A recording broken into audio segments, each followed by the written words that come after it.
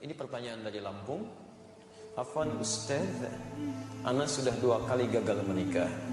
Apakah yang harus saya lakukan untuk memilih calon istri yang selanjutnya? Selanjutnya, Masya Allah, apakah harus saya serahkan kepada orang tua saya sepenuhnya atau saya mencari sendiri?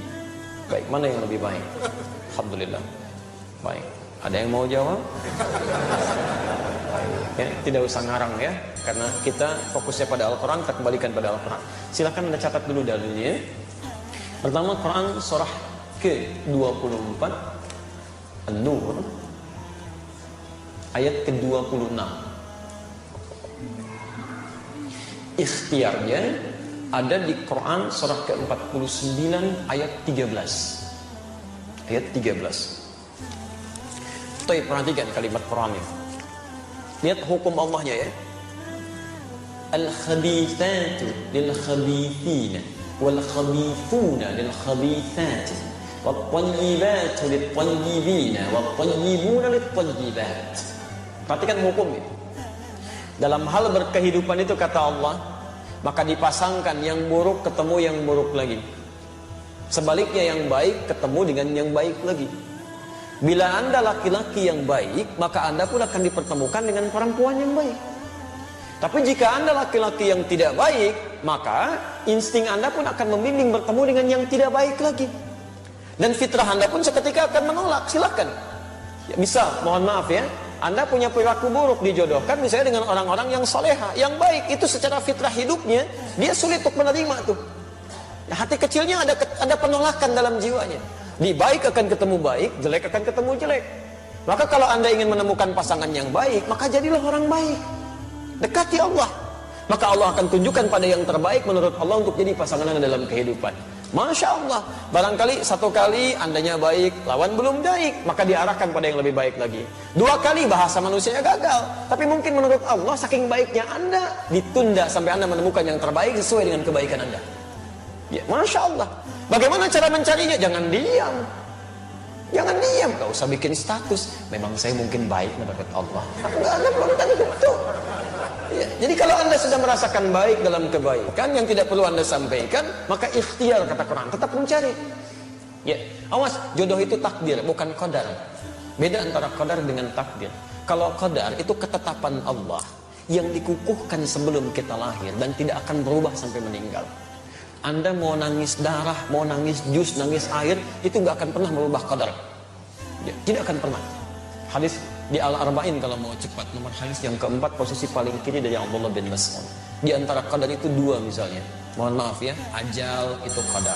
Ajal itu batas usia kita sampai meninggal. Di Anda mau nangis-nangis supaya ditunda waktu meninggalnya, nggak akan nyampe Pak. Ibu mau dipercepat, ya Allah, saya sudah bosan dengan kehidupan dunia, saya ingin cepat menghadapmu saja. Jangan dulu, tunggu, belum waktunya. Quran surah ke-7 ayat 34. Walikulli ummatin ajal. Kata Allah, setiap umat saya tetapkan waktu pulangnya. Fa idza jaa ajaluhum la yastakhiruna sa'ata wa la yastaqdimun. Ketika selesai waktunya, itu tidak akan pernah ditunda, dimajukan pun nggak bisa, dan malaikat maut pun nggak akan bisa merubah itu. Malaikat maut nggak bisa. Ya. Begitu waktunya tepat, Ustaz Adi meninggal malam ini jam sekian, selesai. Karena Ustaz sedang ceramah, terusin aja dulu. Saya pergi ke salah satu jamaah dulu aja. Pak Miono saya dulu. Gak bisa. Ya kalau sudah jadi ya jadi, itu ajal namanya. Rezeki juga begitu. Tapi jodoh tidak, itu takdir. Takdir itu ketetapan Allah yang dikukuhkan berdasar ikhtiar makhluknya. Ikhtiar. Ya. Jadi kita harus ada ikhtiar dulu, baru Allah tetapkan, diberikan jalan. Nah, kadang-kadang ikhtiar kita keliru, di situ diberikan hidayah untuk menunjukkan pada ikhtiar yang benar. Maka jodoh persoalan ikhtiarnya di Quran surah ke-49 ayat 13. Lihat kalimatnya, ya ayyuhan nas, hei manusia. Persoalan jodoh itu terbuka bagi siapapun. Ikhtiarnya terbuka, ayo cari. Ya, hei ya ayyuhan nas. Nas di situ memberikan batasan, kalau Anda manusia, maka jodohnya pun manusia lagi. Disebutkan 241 kali dalam Al-Quran. Jadi jangan cari masalah. Sudah jadi manusia, pengen nyari jin lagi jodohnya. Itu yang keterlaluan. Kenapa Pak ada kereta kencana di sini? Oh, itu istri saya. Memang Anda nggak bisa lihat. Siapa Pak? Nyai Roro Kidul itu. Oh, Roro Kidul. Masya Allah. Ya, jadi nggak usah macam-macam lah gitu ya. Jin dengan jin lagi, manusia dengan manusia lagi, binatang dengan binatang lagi, selesai. Ya ayuhan nas, hei manusia, cari jodoh di kalangan manusia. Inna khalaqnakum min dzakarin wa untha. Kami ciptakan aturan kedua, lelaki dan perempuan. Jadi jodoh Anda itu adalah jodoh yang berlawanan jenisnya, laki-laki ketemu perempuan. Hati-hati, ini aturan umum ini. Jadi nggak bisa kalau ada laki-laki ketemu laki-laki, bukan jodoh namanya. Joni itu. Perempuan dengan perempuan itu bukan jodoh juga. Maaf ya. Tidak harus menjadi manusia untuk memahami seperti itu. Binatang saja mengerti. Silahkan cek itu saat Idul Adha. Al-Ihsan membeli kambing. Masya Allah, disimpan di situ. Kambing itu karena nggak punya nilai takwa, punyanya cuma nafsu, sedangkan nafsu membawa kepada amarah yang tidak baik. Quran surah 12 ayat 53. Innan nafsa la'ammaratun bisu. Walaupun di dekat masjid suara azan itu bergelimang nyampe ke pendengaran kita, kambing nggak akan peduli. Kalau sudah datang hasratnya, kambing jantan ngejar-ngejar yang betina. Begitu. Tapi Masya Allah saking sadarnya kambing, yang jantan ngejar yang betina. Sampai hari ini saya belum pernah temukan.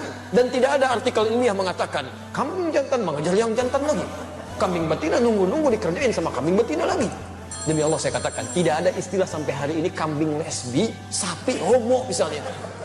Dan Anda bisa tertawa tuh. Kenapa Anda tidak menertawakan manusia-manusia yang homo dan lesbi untuk dia kembali pada kebaikan? Itu poin yang harus kita ambil. Jadi dengan beda ini itu baru jodoh. Ya, ada kemarin kalimat menarik tuh waktu aksi 212 itu kan, ada salah seorang dai menyampaikan, kita itu jadi baik karena diciptakan beda. Coba lihat orang tua kita pertama, Adam lawannya siapa? Hawa, maka lahirlah kita. Karena ada Adam, karena ada Hawa, orang tua kita beda. Coba kalau diciptakan Adam dengan Asep, gak akan jadi Anda. Ya, Hawa dengan Siti, jadi Siti Hawa, cuma dua itu aja gak akan nyambung. Jelas ya? Nah, ketika Anda merasa beda, cari pasangannya. Di mana? Syu'ubah wa qabaila. Syu'ubah, cari tempat yang beda-beda komunitasnya. Masya Allah, beda RT. Gak ketemu satu RT, kata Allah cari di beda RW. Gak ketemu satu RW, kelurahan masih ada. Kecamatan terbentang, kabupaten cukup luas, Masya Allah. Gak ketemu, mungkin jodoh Anda bukan di provinsi ini, cari provinsi lain. Gak ketemu, saking hebatnya Anda, jodoh Anda bukan orang Indonesia, mungkin orang Malaysia. Gak ketemu, mungkin orang Afrika. Cari itu sampai ke ujung bumi, masih ada. Bahkan waqabail, mungkin RT-nya sama tapi sukunya mungkin beda. Kamu nyari di suku ini, kata Allah bukan yang ini jodoh kamu, mungkin cari di yang lain. Cari sampai dengan ketemu. Masa iya semuka bumi gak ada yang cocok dengan Anda? Kalau nggak cocok mungkin bidadari jodoh Anda itu ya. Tunggu itu sampai dengan kebaikan-kebaikan tercipta. Insya Allah diberikan kebaikan-kebaikan sepanjang ada ikhtiar di situ. Tapi ingat, aturan ikhtiar itu diikat dengan nilai terakhir. Inna akramakum indallahi atqakum. Yang terbaik di sisi Allah bukan yang menghadirkan suasana mencari jodoh dengan cara yang buruk, tapi dengan cara yang takwa. Ta'aruf itu. Kenali dengan baik, lihat batas-batas agama, jangan langgar itu. Ada setan itu, hati-hati. Setan hati-hati. Ya, setan rumah tangga itu, bahkan dia menggoda sebelum Anda disatukan. Namanya dasim. Perempuannya disebut dasim, itu Anda yang tahu. Ya. Itu isyarat godaannya di Quran surah kedua ayat 102, posisi paling kiri itu, di pertengahan, dari atas sampai ke tengah itu. Ya, yufarriquna bihi bainal mar'i waz zawji. Setan ini tugasnya memecah belah kehidupan rumah tangga. Alhamdulillah. Kalau sudah menikah, tapi kalau belum menikah Pak, Ibu, itu dibuat bermaksiat. Dibuat bermaksiat. Silahkan cek. Akad belum dilangsungkan, lamaran aja belum, tiba-tiba dibuat saling dekat supaya maksiat. Naik beca, sebeca berdua, seakan-akan beca milik bersama, tukang beca nggak ada, gitu aja gitu. Tapi setelah menikah, Allahu Akbar, dibuat pecah tuh. Ya supaya maksiat aja. Nggak ada yang paling buruk kecuali pasangan masing-masing. Nyampe. Masya Allah, yang lain jadi baik. Pada suami, pasangan sendiri, istri sendiri, kalimat-kalimat jadi berubah. Pak, ngantar anak dulu ya, istrinya. Ya udah sana, istri orang. Ngantar anak Bu. Masya Allah, lembutnya luar biasa. Ya, Pak, nih makanan udah siap. Ini tehnya, ini kopinya. Ya udah mah. Suami orang, teh apa kopi Pak? Masya Allah gitu ya. Lembut sekali. Bisa nggak dipraktekkan dalam kehidupan itu? Itu tidak mudah kalimat demikian. Ya. Jadi, nah itu yang kiranya bisa dihadirkan teman-teman sekalian. Silahkan ikhtiarkan, mudah-mudahan Allah